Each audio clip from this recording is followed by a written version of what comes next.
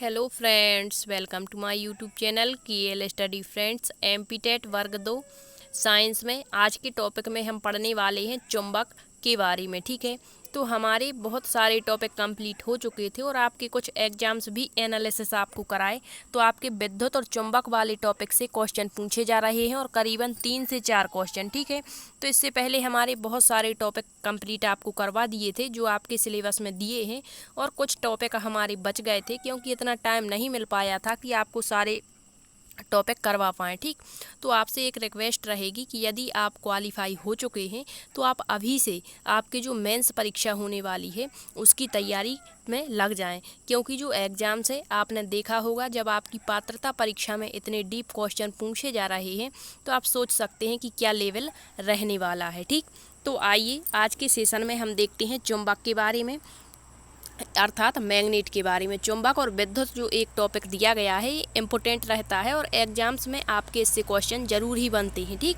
तो देख लेते हैं चुंबक कहते किसे हैं। तो सबसे पहले तो आपको बता दें कि चुंबक जो है वो मैग्नेटाइट से बना होता है। मान के चलिए आपको बताएं कि ये एक हमारा मैग्नेटाइट का एक मान के चलिए गत्ता है। ठीक है, अब जो चुंबक होता है वो इसी का बना होता है। अब जो मैग्नेटाइट का ये मान के चलेंगे एक क्षण मान के चलेंगे, तो इसमें जो आपका चुंबकीय गुण है वो किनारे से नहीं होता बल्कि यहाँ से स्टार्ट होता है और यहाँ तक। ठीक है, तो ये पूरा 100% है, तो इसका 84% मान के चलेंगे कि इसमें आपका चुंबकीय गुण होगा। तो आपका ये नॉर्थ पोल होता है और ये साउथ पोल होता है, तो सभी जानते हैं चुंबक के बारे में। अब देखते हैं कि जो आपका चुंबक है वो क्या कहलाता है। देखिए, वह पदार्थ जो लोह पदार्थों को अपनी ओर आकर्षित, अर्थात जो लोह पदार्थ होते हैं उसको अपनी तरफ खींचता है तथा स्वतंत्रता पूर्वक यदि लटका दिया जाए तो हमेशा भौगोलिक जो है उत्तर दक्षिण दिशा में ठहरता है। मतलब जो चुंबक है वो कहाँ ठहरेगा, मतलब यदि चुंबक को स्वतंत्रता पूर्वक लटका दें तो वो उत्तर और दक्षिण दिशा में ही ठहरता है। ये आपकी उत्तर दिशा जिसे हम नॉर्थ कहते हैं और ये आपकी दक्षिण दिशा जिसे हम साउथ कहते हैं। ठीक है, अब देखिए जो चुंबक शब्द है यह यूनान के द्वीप मैग्नीसिया के नाम से उत्पन्न हुआ, जहां सबसे पहले चुंबकीय अयस्कों के भंडार थे। तो आपको बताया अभी कि जो चुंबक है वो मैग्नेटाइट अयस्क से बना होता है, और आपको पता होगा जो मैग्नेटाइट अयस्क है, जब हमने धातु पढ़ी थी तो वहाँ पर आपको बताया था धातु अधातु में कि जो मैग्नेटाइट अयस्क होता है किसका अयस्क होता है, लोहे का अयस्क होता है। किसका है, लोहे का। और लोहे का कौन सा अयस्क है ये भी आपको बताया था। तो एक तो बॉक्साइड होता है लोहे का अयस्क और एक मैग्नेटाइट। तो जो मैग्नेटाइट है वो चुंबकीय अयस्क होता है। कौन सा, चुंबकीय, अर्थात इसमें चुंबकीय गुण पाए जाते हैं। अब देखिए किसी भी चुंबकीय पदार्थ को यदि हम गर्म करते हैं या उसका जो तापमान है या टेम्परेचर जो बढ़ाते हैं तो उसकी चुंबकशीलता घट जाती है। ये आप याद रखेंगे, अभी आगे जब हम इसके बारे में अदर चीज़ें पढ़ेंगे तो वहाँ ये आपको काम में आएगा। ठीक है, तो किसी भी चुंबकीय पदार्थ को यदि हम गर्म करते हैं या तापमान उसका बहुत ज़्यादा बढ़ाते हैं, हद से ज़्यादा, मतलब एक सीमा होती है हर चीज़ की। ठीक है, तो उतना तो चलेगा, लेकिन जब उससे ज़्यादा टेम्परेचर बढ़ा देते हैं तो जो चुंबकशीलता का गुण है वो घट जाता है। ठीक, अब देखिए चुंबक के प्रकार, आपने तो पढ़ा होगा चुंबक कहीं कहीं 2 प्रकार के बता देते हैं, स्थायी या अस्थायी चुंबक, कहीं 5 प्रकार के बता देते हैं, मतलब पदार्थों को भी इसी में बता देते हैं। चुंबकीय जो पदार्थ होते हैं, प्रतिचुंबकीय, अनुचुंबकीय और लोह चुंबकीय, तो कहीं कहीं इसको प्रकार मान लिया जाता है। ठीक है, तो हमें इससे मतलब नहीं है, आपसे कभी नहीं पूछेगा कि चुंबक कितने प्रकार का होता है, ऐसा क्वेश्चन नहीं बनता, आपसे डीप क्वेश्चन पूछता है। ठीक है, जैसे कहेगा लोह चुंबकीय पदार्थ कौन से हैं,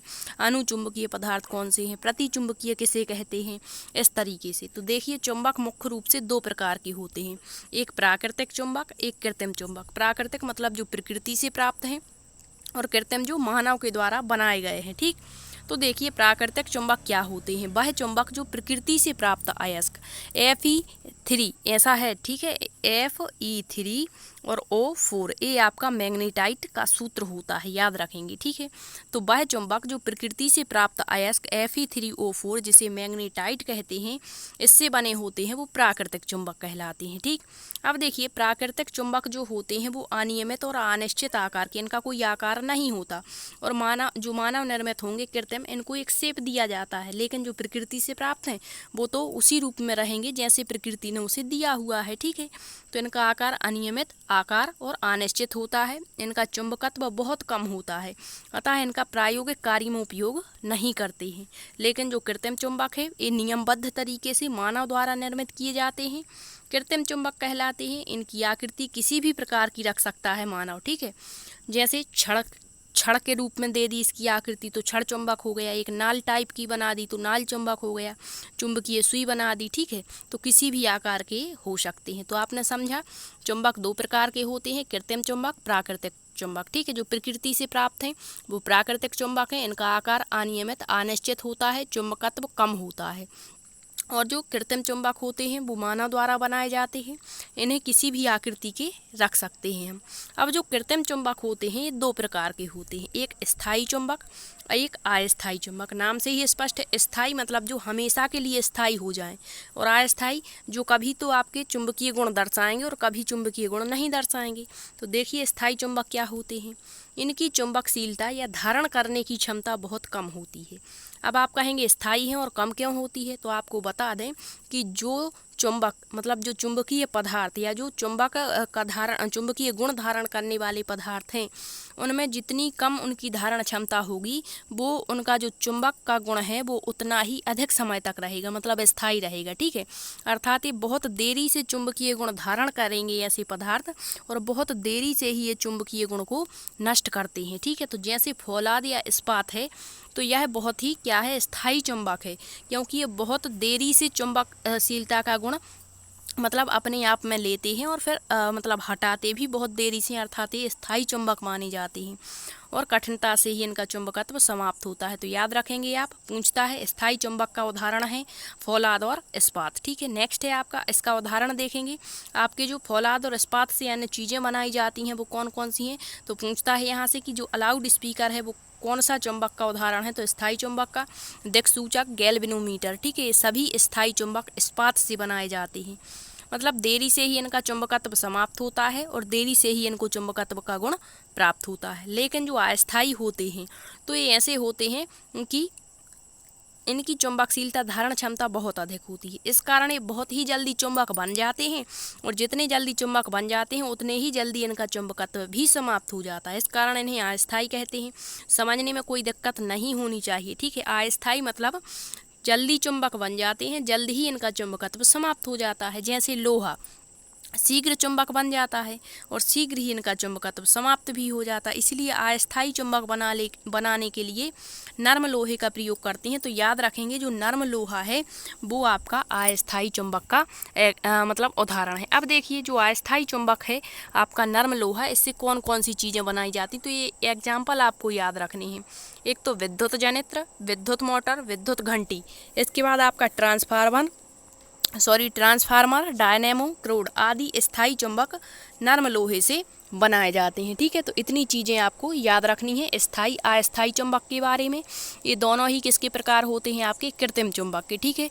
तो आपने इतना समझ लिया कि चुंबक क्या कहलाती है। चुंबक जो है आपका जो अयस्क है मैग्नेटाइड उससे बनाई जाती है, मतलब चुंबकीय गुण जो दर्शाते हैं वो आपके चुंबक कहलाते हैं, ठीक है। इसके बाद चुंबक दो प्रकार के होते हैं, आपके प्राकृतिक और कृत्रिम चुंबक। फिर कृत्रिम चुंबक दो प्रकार के होते हैं, स्थायी और अस्थायी, ठीक। अब देखिए चुंबकीय पदार्थ के प्रकार, टाइप्स ऑफ मैग्नेटिक सब्सटेंस क्या होते हैं। तो सभी पदार्थों में थोड़ा बहुत चुंबकीय गुण तो पाया ही जाता है, क्योंकि प्रयोग से यह देखा गया है कि जब पदार्थों को शक्तिशाली चुंबकीय क्षेत्र में रखा जाता है, मतलब जिनके पास बहुत ही ज़्यादा चुंबकत्व पाया जाता है, तो यदि किसी पदार्थ को इस क्षेत्र में हम रख देते हैं तो उन पर कुछ ना कुछ अंश तक चुंबकीय प्रभाव अवश्य ही पड़ता है। इसी प्रभाव के आधार पर जो चुंबकीय पदार्थ हैं उनको 3 श्रेणियों में बांट दिया जाता है। तो ये याद रखेंगे, इनके एग्जाम्पल आपसे पूछते हैं, मोस्ट इम्पोर्टेंट रहने वाला है। एक तो आपका प्रतिचुंबकीय पदार्थ होता है डायमैग्नेटिक, एक अनुचुंबकीय पैरामैग्नेटिक और एक पारामैग्नेटिक जिसे कहते हैं, ठीक है। और एक होता है लोह चुंबकीय, ठीक।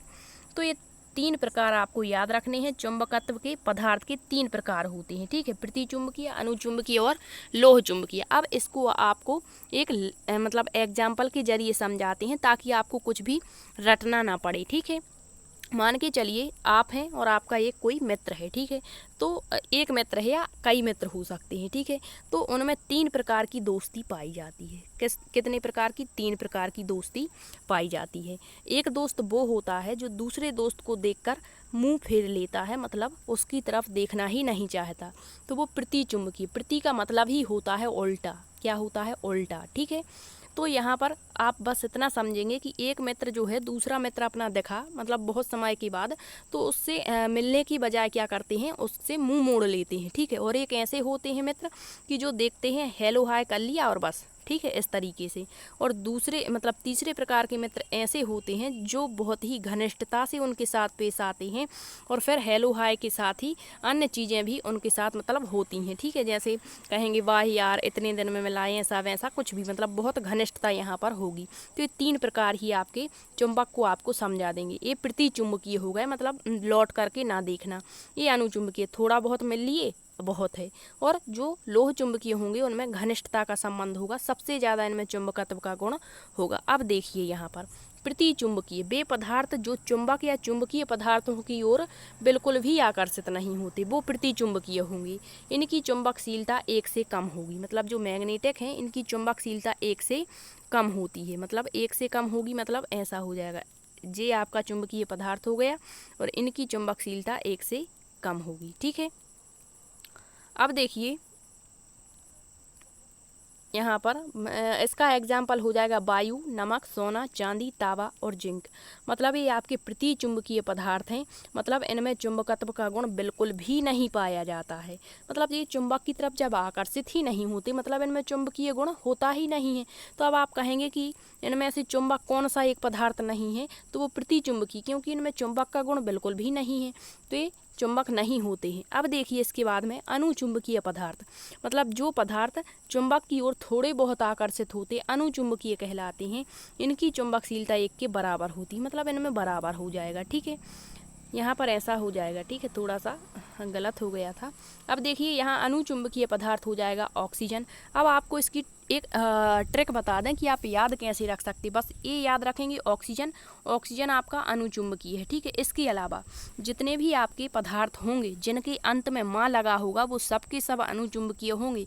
देखिए आप platinum, chromium, sodium, potassium, aluminium, barium, जितने भी आपके अंत में मां वाले पदार्थ होंगे वो सब के सब अनुचुंबकीय होंगे, अर्थात इनकी चुंबकशीलता 1 के बराबर होती है, ठीक है। अब देखिए अगला लोह चुंबकीय, फेरोमैग्नेटिक, ऐसे पदार्थ जो सर्वाधिक चुंबक की ओर आकर्षित होते हैं वो लोह चुंबकीय होंगे। इनकी चुंबकशीलता 1 से भी अधिक होती है, 1 से भी अधिक होती है, ठीक है। इसमें आपके 3 ही पदार्थ आते हैं, लोहा, निकेल और कोबाल्ट। ये आपके लोह चुंबकीय पदार्थ हो जाएंगे, ठीक है। तो आप समझ गए होंगे कृत्रिम चुंबक 3 प्रकार के होते हैं, कृत्रिम चुंबक 2 प्रकार के होते थे। ये आपके चुंबक के आधार पर पदार्थ के 3 प्रकार बताए गए हैं। एक तो आपका हो गया प्रतिचुंबकीय, जिनमें चुंबकशीलता का गुण ही नहीं होता, या जो चुंबकीय पदार्थों की ओर बिल्कुल भी आकर्षित नहीं होते, जैसे वायु हो गया, नमक हो गया, सोना, चांदी, तांबा हो गया, ठीक है, बिस्मथ हो गया। इसके बाद आपके हो गए कौन से? अनुचुंबकीय, मतलब थोड़ा बहुत इनमें गुण होता है चुंबक की ओर आकर्षित होने का। इसमें जितने भी आपके मां वाले पदार्थ आएंगे, अंत में मां होगा, वो सब के सब अनुचुंबकीय होंगे। लेकिन ऑक्सीजन आपको याद रखना है, इसमें मां नहीं है, फिर भी ये अनुचुंबकीय है। फिर लोह चुंबकीय में आपके 3 ही तत्व आते हैं, लोहा, निकेल और कोबाल्ट। अब इसके बाद आपको एक चीज़ और पढ़नी पड़ेगी, क्यूरी तापमान क्या होता है। क्यूरी तापमान उस तापमान को कहते हैं जिस पर किसी वस्तु के पास में चुंबकीय गुण मौजूद रहता है। मतलब इसका मतलब क्या है, क्या होता है क्यूरी तापमान? तो अभी हमने पदार्थ के 3 प्रकार, चुंबकीय पदार्थ के 3 प्रकार पढ़े, ठीक है। एक लोह चुंबकीय, प्रतिचुंबकीय, अनुचुंबकीय। तो इसमें आपका चुंबक कौन सा नहीं था? प्रतिचुंबकीय, ठीक है, तो उसको तो छोड़ दो। अब देखो जो लोह चुंबकीय पदार्थ हैं आपके कौन कौन से हैं, जैसे लोहा हो गया, निकेल हो गया और कोबाल्ट हो गया। तो लोह चुंबकीय पदार्थ को जितना अधिक तापमान वो बर्दाश्त कर सकता है उतना हम इसको टेम्परेचर देंगे या गर्म करेंगे, ठीक है। जैसे लोहा है तो इसको इतना अधिक गर्म करेंगे कि एक इसकी सीमा होगी उस तापमान को सहन करने की, तो वो आपका क्यूरी तापमान होगा। लेकिन जब इस तापमान से भी अधिक आप इसको लोहे को, मतलब मान के चलिए कि इसकी 100 डिग्री सेल्सियस 100 डिग्री जो आपका टेम्परेचर है उसको सहन करने की इसको शक्ति है, किसमें? लोहे में। तो 100 तक तो ये सहन कर जाएगा और अपने किस रूप में रहेगा, लोह चुंबकीय रूप में ही रहेगा। लेकिन जब हम 100 से भी अधिक इसको गर्म कर देंगे, मतलब 100 या 150 हमने इसको गर्म कर दिया, टेम्परेचर दे दिया, तो ये जो लोहा है वो अपना ये गुण खो देगा, मतलब लोह चुंबकीय गुण खो करके और ये अनुचुंबकीय में बदल जाएगा। तो यही होता है आपका क्यूरी तापमान, आप समझ गए होंगे, ठीक है। लोह चुंबकीय पदार्थ जितना अधिकतम तापमान वो बर्दाश्त कर सकते हैं उसी को क्यूरी तापमान कहेंगे। यदि इससे अधिक तापमान पर लोह चुंबकीय पदार्थों को गर्म करते हैं तो वे अपने लोह चुंबकीय गुण को छोड़ करके अनुचुंबकीय गुण पकड़ लेते हैं, यही आपका क्यूरी तापमान कहलाता है। तो आपके जो है प्रतिचुंबकीय जो पदार्थ हैं वो उनमें एक क्यूरी तापमान का गुण ही नहीं होता, क्योंकि वो चुंबक ही नहीं होते, ठीक है। और लोह चुंबकीय किस में बदलेंगे, अनुचुंबकीय में, और अनुचुंबकीय पदार्थ बदल नहीं सकते, क्योंकि बदलेंगे तो कहाँ जाएंगे, ठीक है। तो यहाँ पर आप देखेंगे लोहे का जो क्यूरी तापमान है पूछा जाता है 973 डिग्री सेल्सियस, निकेल का 673, कोबाल्ट का 373, मतलब इनमें 300 का फ़र्क है। तो ये आप आसानी से याद रखेंगे। ये तीनों के तीन आपके क्या हैं, लोह चुंबकीय पदार्थ हैं। क्या है, लोह चुंबकीय पदार्थ हैं। इनमें सबसे ज़्यादा चुंबकत्व का गुण पाया जाता है, ठीक। आई होप आपको ये सारी चीज़ें आसानी से समझ आ गई होंगी। अब चुंबक के बहुत सारे आपके गुण होते हैं, आकर्षण क्या होता है, प्रतिकर्षण क्या होता है, चुंबकीय बल रेखाएं क्या होती हैं, इसके बाद चुंबकीय फ्लक्स क्या होता है, ये सारी चीज़ें नेक्स्ट सेशन में हम देखेंगे। यदि आपको सेशन पसंद आया है तो शेयर ज़रूर करें, और हमारी जो चयन परीक्षा है उसकी भी क्लासेस हम जल्द ही स्टार्ट करेंगे। एक बार आप कमेंट्स के माध्यम से बताएं कि आप किस तरीके से क्लासेस को रखना चाहते हैं, मतलब बहुत ही डीप आप मतलब शुरुआत करना चाहते हैं डीप से A to Z, या फिर आपका जो है चयन परीक्षा का सिलेबस आ जाएगा उसके बाद से तैयारी करना चाहती, तो आप कमेंट्स में अपनी जो है प्रतिक्रिया ज़रूर बताएं, ठीक है। Thank you.